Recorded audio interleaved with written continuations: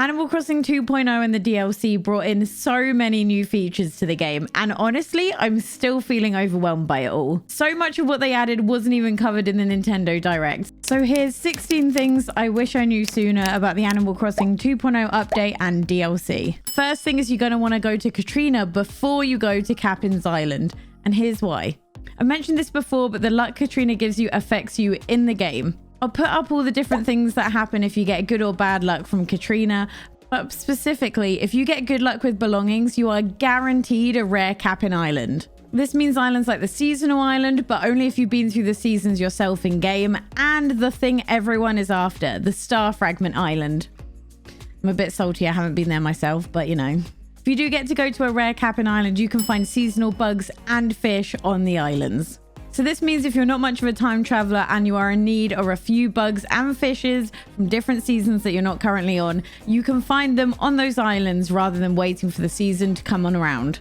You can put items on top of the castle towers. All you need to do is place the item while facing the tower, but make sure the item is only a 1x1 size for it to go up there. And if the item needs turning on like a light, you need to turn it on before you place it up there. Resetting your island will unfortunately also reset the DLC. Whilst this isn't much use to know now after you've already started the DLC, if you haven't bought the DLC yet and you're thinking about restarting, just do it because you're not going to be able to after. However, if you're like me and you have commitment problems, this might finally be the push you need to actually keep your island.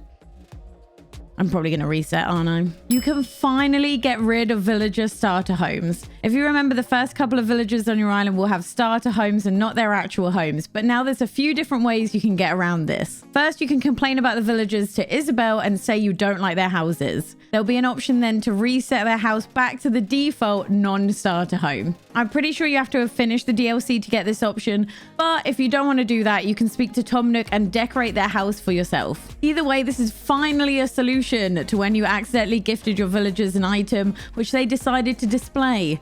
Like I once got a gifted Hamlet who had seaweed on top of a wardrobe. So this is definitely something I wish I knew way before the update came out, and this is that there's a point to buying the old Amiibo cards. You can finally use every single Amiibo card in Animal Crossing, including the NPCs which weren't in New Horizons. So if you're really missing some of the old characters from New Leaf, you can put them to work in the cafe, you can decorate their homes in Happy Home Paradise, or you can invite them for a cuppa in Brewster's. Can we just take a moment to recognize that if you invite Cap into Brewster's, he brings his whole family.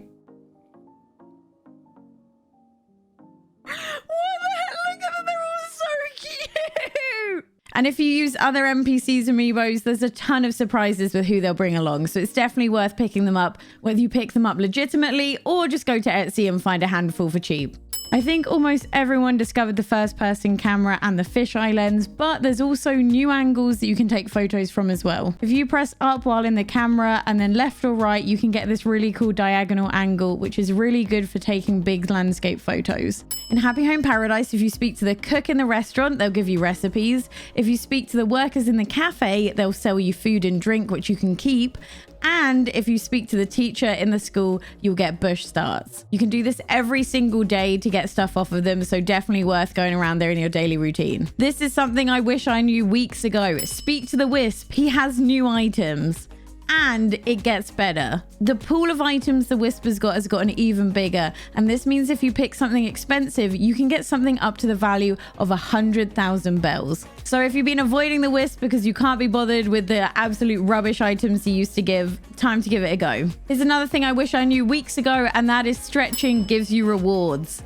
I had no idea. I did it once and then never again. If you stretch for 3 days, you get the Nook leotard. Honestly, swaggerlicious. 10 days, you get the yoga mat. 20 days, you get the dumbbell. 30 days, and you get a protein shake. I don't understand this one. I'm pretty sure you can buy something just like it. And the best one is after 50 days, you get 7 new reactions. These are the reactions of every one of the exercises that you do. And honestly, I think this is definitely worth getting.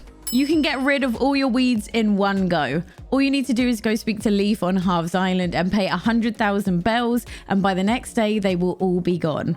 It is worth noting that you have to have quite a lot of weeds on your island to even get this option, but I really do wish they would do this for flowers as well, because my island is covered. Moving houses costs less money. It now only costs 10,000 bells to move a villager's house, whereas it used to cost 50,000. Honestly, this is a quality of life update that was much needed.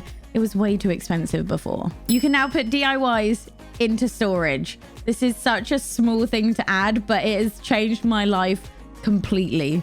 Now I no longer have DIYs littering the place, and I can finally just plonk them all in one place to go through. I don't think this is an intentional feature, but you can put gyroids inside literally everything, and it is so much fun. Just plonk a gyroid on the wall and you can do wholesome things like putting them in baths and in the kiddies pram, or you can have a lot of fun with it like I did.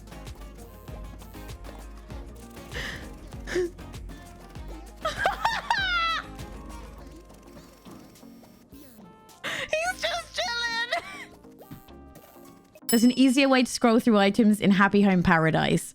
When you're in the furniture sections, all you need to do is press down on the right stick and it will give you a sub menu of all the different types of furniture within that section.